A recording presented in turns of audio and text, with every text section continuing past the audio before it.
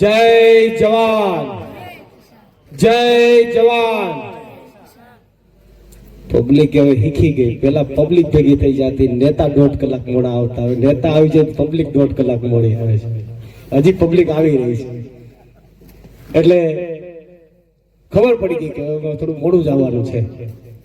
એટલે હજી પણ મિત્રો આવી રહ્યા છે અને તમામ જે કે પણ મિત્રો ઉપસ્થિત થયા આજની આ બાલાગામ ખાતેની સભાની અંદર તમામને આવકારું છું, તમામનો આભાર માનું છું.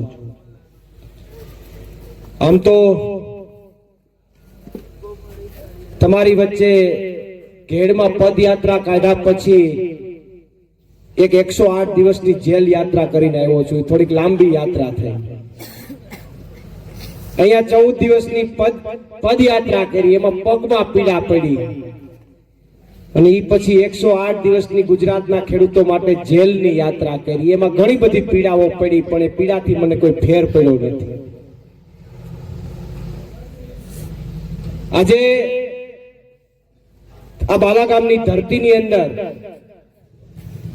જે ખેડૂતો માટેની યાત્રા તમારી વચ્ચે અહીંયા ઉપસ્થિત થઈ છે, ત્યારે આ યાત્રાની અંદર ખેડૂતોના મસીહા અને ખેડૂતો માટે હર હંમેશ જેમણે અવાજ ઉઠાવ્યો છે, મહામંથનના માધ્યમથી સમગ્ર ગુજરાતના ખેડૂતોનું એક આશાનું કિરણ એવા માનનીય ઈશુદાનભાઈ ગઢવી આપણી વચ્ચે ઉપસ્થિત છે. ત્યારે માનનીય ઈશુદાનભાઈ ગઢવીને તાળીઓના ગડગડાટથી વધાવીએ. સાથે સાથે સૌરાષ્ટ્ર ઝોનના અધ્યક્ષ અને પાર્ટીમાં સક્રિય એવા અને આ કરદા પ્રકરણની અંદર અમારી સાથે જેમને જેલવાસ ભોગવો એવા રાજુભાઈ બોરખતરિયા, બાજુની વિધાનસભા માળિયાની અંદર જે પૂરી તાકાતથી લડાઈ લડે છે, લોકો માટે અવાજ ઉઠાવે છે અને એમણે પણ અમારી સાથે ખેડૂતો માટે જેલવાસ ભોગવો છે એવા પિયુષભાઈ પરમારને પણ તાળીઓના ગડગડાટથી વધાવીએ. સાથે સાથે આપણી વચ્ચે આજે કોંગ્રેસમાંથી આમ આદમી પાર્ટીમાં આજે જ જોઈનિંગ કર્યું છે. આજે પહેલો જ દિવસ છે અને પહેલા જ દિવસે આજે સભાની અંદર આપણી વચ્ચે ઉપસ્થિત છે અને જેમણે આ વિસ્તારની અંદર કેશોદની અંદર 2016, 2015 અને કદાચ એના આગળના વર્ષોથી કેશોદના ખેડૂતો માટે કાયમી અવાજ ઉઠાવ્યો છે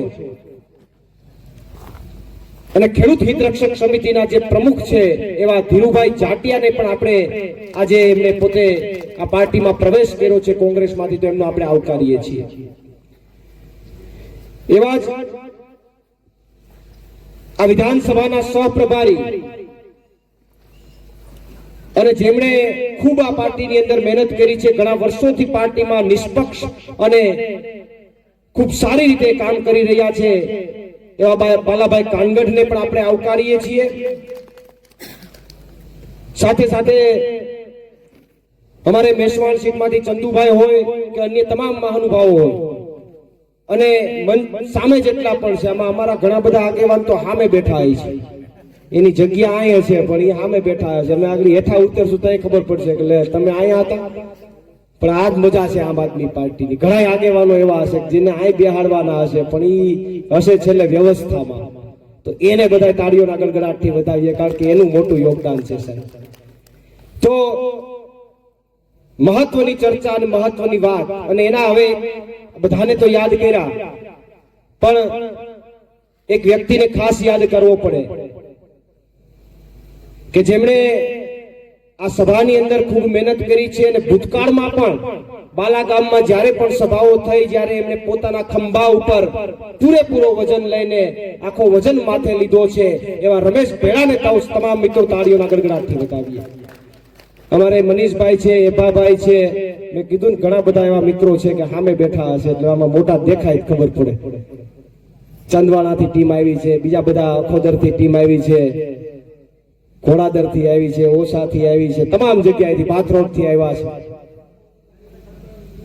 ફરોડથી આવ્યા છે, બીજા બધા ગામડાઓમાંથી તમામ લોકો આવ્યા છે. તમામ લોકોને આવકારું છું. અને આમ તો 108 દિવસ જેલ બાદ મને ઈચ્છા હતી કે મારે તમને મળવું છે, ગામડાઓમાં આવવું હતું. આ તો હવે ઠીક છે, સભા આ તો કાયમી કેસટો વાગે છે, મારે તમારી વચ્ચે ગામડામાં તમારા ઘેરે આવવું હતું ચા પીવા, પણ હવે સમય નથી રહેતો.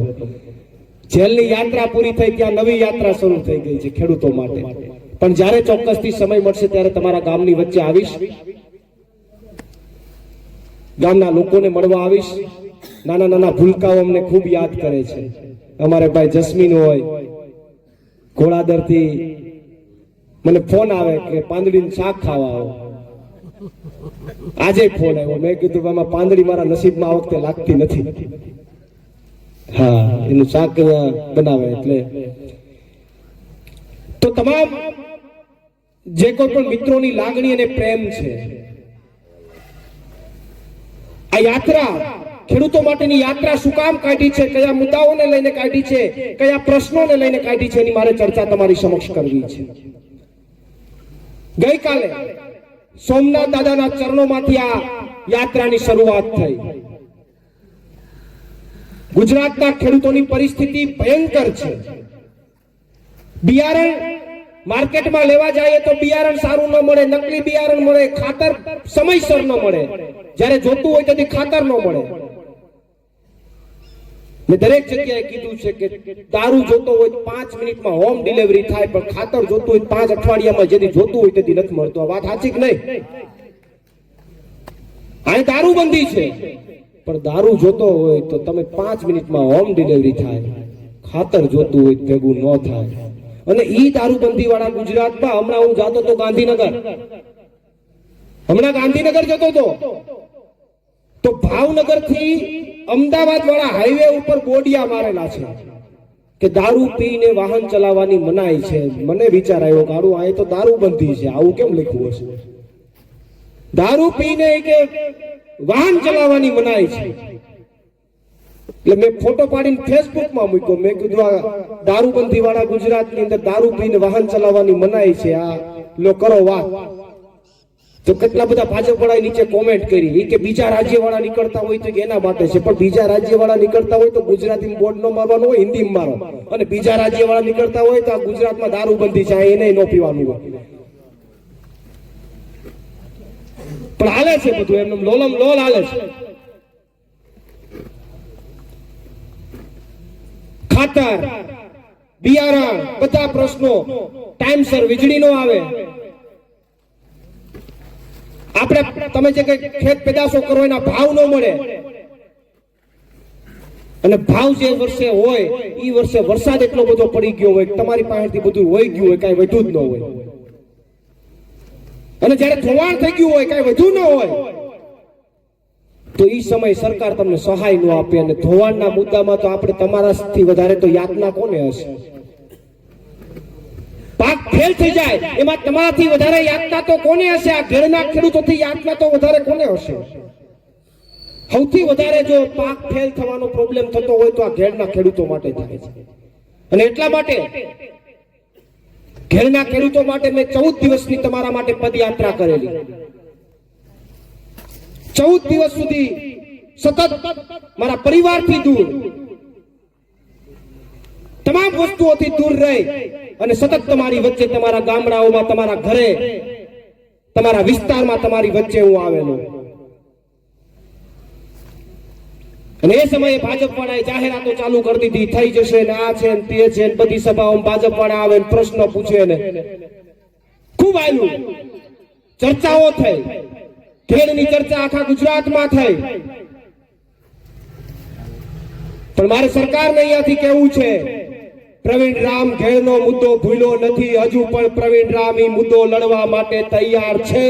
જ્યાં સુધી એનું નિરાકરણ નહીં આવે ત્યાં સુધી પ્રવીણ રામ આ મુદ્દો મૂકવાનો નથી. હું લડીશ એ મુદ્દા માટે. હજુ પણ મને જેલમાં નાખ્યો, અમસ્તો નથી નાખ્યો. તમારા માટે 14 દિવસ સુધી પદયાત્રા કરી, એમને ન ગમ્યું એટલે મને જેલમાં નાખ્યો. આ કેશોદ માટે અંડરબ્રિજમાં ઉતરોને હોડકું નાખ્યું, એને ન ગમ્યું એટલે મને જેલમાં નાખ્યો. તમારી વચ્ચે આવ્યો અને ગમે ત્યાં લાઈવ થઈને ગમે તે અધિકારીને ફોન કરી અને એની પાસેથી કામ માંગ્યું, એને ન ગમ્યું એટલે મને જેલમાં નાખ્યો. જેલે 108 દિવસની, પોણા 4 મહિનાની, કોઈ નાની મોટી એ નહીં કે એક હારે જથ્થા બંધ. પણ હું જેલથી ડરતો નથી. અને ડરવાનો પણ નથી. હજી ખેડના મુદ્દા માટે લડવાનો છું. જ્યારે પણ મને આની વચ્ચે સમય મળશે ત્યારે મેં તમને બીજું ચરણ કીધું હતું. બીજા ચરણની અંદર ખેડની નદીઓની અંદર હું આવવાનો છું. હું જ્યાં ખરાબ થયું છે, જ્યાં ખોટું થયું છે, ત્યાં ડંકાની ચોટ ઉપર લાઈવ કરીને ગુજરાતને બતાવવાનો છું કે આ શું કરી રહ્યા છે. એ મુદ્દાને હું મૂકવાનો નથી. ગોકળ ગતિએ કામ ચાલે છે, સમાચાર મળ્યા છે. ક્યાંક માપણી કરવા આવે છે, પૂછડું કરવા આવે છે. આમ ને આમ પાછું ચોમાસું આવી જાય, કાંઈ ભેગું નહીં થાય. અને નદીને ઊંડીને પોળી કરવી હોય તો આમથી ઉપાડો. ત્યારે કહેતો તો, આજે કહું છું, આમથી ન થાય, આમથી ઉપાડો. અને જો મુદ્દાનું નિરાકરણ ન કર્યું તો ભાજપ વાળાને કહું છું, તમને એમ હોય કે અમે કાઢી લેશું મત, તો યાદ રાખજો, આ પ્રવીણ રામના આ ખોડિયામાં જ્યાં સુધી પ્રાણ છે ત્યાં સુધી કદાચ ઘર ઘર સુધી જવું પડે તોય હું જઈશ. આવનારા સમયમાં ઉભા રસ્તે નો ચડાવું તો મને યાદ રાખજો સાહેબ. મુદ્દાનું નિરાકરણ, મારો સ્વભાવ થોડો જિદ્દી છે, જે પકડી લઉં છું મૂકતો નથી. એ મુદ્દામાં હું આવનારા દિવસોમાં પણ લડીશ, આવનારા દિવસોમાં પણ અવાજ ઉઠાવીશ. અને આ જ રીતે ગોકળ ગતિએ કામ થયું તો 7 વર્ષે પૂરું ન થાય. એટલે કરવું હોય તો સારી રીતે વહેલી રીતે કરો, બાકી પછી લડીએ. બીજું તો શું. હળદર જાતો હતો જ્યારે હું, ત્યારે આ ભાઈ જસ્મીન નો ફોન આવ્યો. મને કે નાનો બાળક છે, મને ફોન આવ્યો. મને કે પ્રવીણભાઈ, ઓલું હળદરમાં ખેડૂતોનું થયું છે, ત્યાં જવાના? મેં કીધું હા. મને કે પણ ત્યાં તો મોરે મોરો લાગી ગયો છો. હવે ગયા અમે મોરે મોરો માર્યો, ગયા સીધા 108 દિવસ.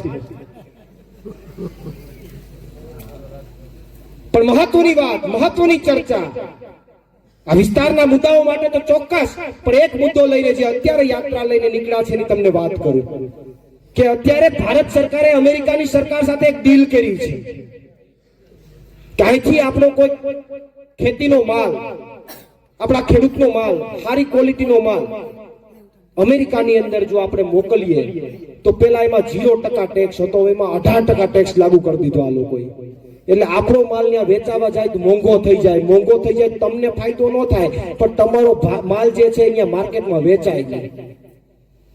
વેચાય ને એટલે કે આપણે સસ્તો અહીંથી મોકલવો પડે. અને બીજું એ લોકોએ એવી ડીલ કરી કે અમેરિકામાંથી ખેડૂતનો માલ અહીંયા ઇન્ડિયામાં આવે તો એમાં 1%નો ટેક્સ નહીં. એટલે એનો માલ આપણી માર્કેટમાં સરળતાથી વેચાય, તમારો માલ માર્કેટમાં એની સામે ઊભો ન રહી શકે. એટલે તમારે અત્યારે જે ભાવ મળે એના કરતા ઓછા ભાવમાં માલ વેચવો પડે. આ આવનારા દિવસોમાં ગુજરાતમાં અને સમગ્ર ભારતમાં સ્થિતિ થવાની છે. ત્યારે આ મુદ્દાને લઈને અમે ગઈકાલે સોમનાથ દાદાના દર્શન કરીને યાત્રા લઈને નીકળ્યા છે. આજે બીજો દિવસ, બીજા દિવસના અંતે આજે બાલાગામની ધરતીની અંદર દાસારામ બાપુની પાવન ભૂમિ ઉપર આવ્યા છીએ. 8મી તારીખે આ યાત્રા ગાંધીનગર પહોંચશે અને ગાંધીનગર ગુજરાતના ખેડૂતો માટેની એક મહાસભાનું આયોજન થશે, જેમાં માનનીય અરવિંદ કેજરીવાલજી પણ ઉપસ્થિત રહેશે. તો આપ સૌના પ્રશ્નોને ઉજાગર કરતા અમે જઈશું. તમારા ઘેરના પ્રશ્નોને પણ ગાંધીનગર લેવલે ઉપાડીશું. તમારા અહીંના લોકલ મુદ્દાઓ માટે પણ ત્યાં ચર્ચા કરીશું.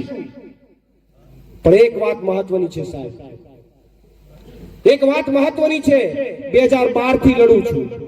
108 દિવસની જેલ ખાલી બોલીએ એટલી જ વાત છે. કોઈ એવું નથી કે સરળતાથી નીકળી જાય. 108 દિવસ પરિવારથી દૂર રહેવું, 108 દિવસ 4 દિવાલો વચ્ચે રહેવું, 108 દિવસ કોઈ જાતનું નેટવર્ક નહીં, નહીં મોબાઈલ, નહીં કોઈ પરિસ્થિતિ. પરિવાર શું કરતો હશે, વિસ્તારના લોકો શું કરતા હશે, કાંઈ ખબર ન હોય.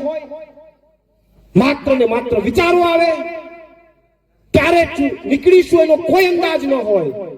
આવી પરિસ્થિતિમાં પણ મનને મજબૂત રાખીને રહેવું નહીં નાની વાત નથી. પણ સાહેબ અમે રહી ગયા, અમે ટકી ગયા, એનું એટલું જ કારણ હતું કે મને તમારા ઉપર વિશ્વાસ હતો કે બહાર આવીશું તો તમે 100% એમાં સપોર્ટ કરશો. અને 2012 થી લડીએ છીએ. જેલના અનુભવો ઘણા બધા છે. પણ મને એમ થાય કે હાવ મફતમાં નથી દઈ દેવાય. 108 દી ની અમે કાપીને આવ્યા ને તમને હાવ મફતમાં દઈ દઈએ એના કરતા એક દી કોક દી ભેગા આવજો 2-5 દી તો અનુભવ કરાવી દેવું. છેલ્લા અનુભવો ખૂબ સારા છે, એમાંથી શીખવા જેવું ઘણું છે. ઘણા એમ કહે છે કે પ્રવીણભાઈ બહાર આવ્યા થોડા ફિટ થઈ ગયા. મેં કીધું 108 દી જેલની દાળ જ ખાધી છે. શીખવા જેવું ઘણું છે, નિયમિતતા શીખવા જેવી છે. એના આખી સિસ્ટમ હોય તો જ્યારે હું આવીશ તમને રૂબરૂ મળીશ ત્યારે ચર્ચાઓ કરીશું કે હું જેલ કેવી, આમાંથી જે લોકો જેલમાં ગયા હોય 2-5 દિવસ એમને અંદાજ હશે. પણ મહત્વની વાત એ છે તમારી પાસે અપેક્ષા અને આશા એટલી જ છે, તમારા દીકરા તરીકે તમારા ભાઈ તરીકે એટલી જ મારી અપેક્ષા છે કે લડીએ છે તમારા માટે. 2012 થી લઈને આજ દિન સુધી તમે લઈ લ્યો, તમારા માટે લડીએ છીએ, અવાજ ઉઠાવીએ છીએ, એવડી મોટી મસમોટી સરકારની સામે બાથ ભીડી લઈએ છીએ, કોઈ પણ જાતના ડર વગર એની સામે બાથ ભીડી લઈએ છીએ. ત્યારે તમારી પાસે એક દીકરા તરીકે એટલી જ અપેક્ષા છે કે આવનારી તાલુકા પંચાયત અને જિલ્લા પંચાયતની ચૂંટણીમાં આમ આદમી પાર્ટીને તક આપજો ને એના ઉમેદવારને જીતાડો. બાકી તેથી તમને કદાચ બીજું કઈ દેખાય તો તમારા માટે જે લડવા વાળા લોકો હશે એનું મોરલ તૂટશે. જીતાડશો તો કઈ અમે એમાંથી અમને પેટ્રોલ ડીઝલ નહીં મળી જાય, અમને કઈ બીજું ફાયદો નહીં થઈ જાય, પણ જીતાડશો ને તો અમારા ઉત્સાહમાં વધારો થશે કે નહીં લોકો અમારા સમર્થનમાં ઊભા છે, અને જીતાડશો તો અમને એમ થશે કે હવે વધારે તાકાતથી લડવું છે. અને આમાં તો તમારે તો બે બાજુ લાડવા છે. જે જીતે છે એને જીતાડા કરશો તો એને એમ થાય કે હારું હાલો આ પબ્લિક તો મત આપે જ છે, આપણે કઈ કરવાનું થતું નથી, મોજે મોજ જ છે, જલસા કરો, રૂપિયા ખાઓ, ઘર ભરો, અને તમે જે કામ કરતા હોય કરો, એમાં ફાયદો નથી, નુકસાન છે. પણ જો જે સીટો જીતે છે ભાજપ વાળા એની સીટો કપાય અને આમ આદમી પાર્ટીની સીટો આવે તો ભાજપને ડર લાગે કે હારું આમાં ભેગું હવે કંઈક કરવું પડશે, ખેડૂતો માટે, આ ઘેરના ખેડૂતો માટે કંઈક કરવું પડશે, નહીં કરીએ તો ભેગું નહીં થાય આવનારી વિધાનસભામાં. તો એને ચિંતા થાય તો કંઈક તમારા માટે સારું થાય, અને તમે આમ આદમી પાર્ટીને જીતાડશો તો અમને પોરોહ લાગશે કે વાહ ભાઈ તમે સમર્થન આપ્યું છે, તો અમે જેટલા દોડતા હશે એના કરતા 2 દી વધારે દોડશું. તો તમારે બે બાજુ લાડવા છે. ઓલી એક બાજુ જવું હોય મને કઈ વાંધો નથી, તો દર વખતે પાણીનો સામનો કરજો ને ધોવાણ થાય મોત કરજો ને સબસબિયા કરજો, જય માતાજી. બે બાજુ લાડવા લેવા હોય તો આ વખતે મેં તમને જે કીધું એ દિશાની અંદર બધા પ્રયત્ન કરજો. વિશેષ ચર્ચા નથી કરતો, આપણે ઈશુદાનભાઈને સાંભળવા છે, પણ એક વાત આપણે ચોક્કસ કહીને જાઉં છું કે આ યાત્રાની અંદર 108 દિવસની યાત્રા બાદ હું આ યાત્રાના માધ્યમથી ગુજરાતના ખેડૂતોની વચ્ચે જઈ રહ્યો છું, એનો મને આનંદ છે. આખા ગુજરાતના ખેડૂતોની વચ્ચે જઈશ, અને આજે હું તમારી વચ્ચે પણ આવ્યો છું. 108 દિવસ દરમિયાન તમે બધાએ પરિવારની જેમ મને પ્રેમ આપ્યો છે, મારી ચિંતા કરી છે, પૂછ્યું છે કે ક્યારે છૂટશે, તમને ચિંતા હતી, એ બદલ પણ હું તમારો બધાનો આભાર માનું છું. અને હવે વિશેષમાં ચર્ચા ન કરતા હું આપણા ખેડૂતો માટે જે હંમેશ અવાજ ઉઠાવે છે, ખેડૂતો માટે જેમણે એક આગવી ઓળખ ઊભી કરી છે એવા માનની ઈશુદાનભાઈ ગઢવીને વિનંતી કરું કે આપને ખેડૂત લક્ષી જે કે પણ ચર્ચાઓ અને યાત્રા લક્ષી ચર્ચાઓ આપને કરે.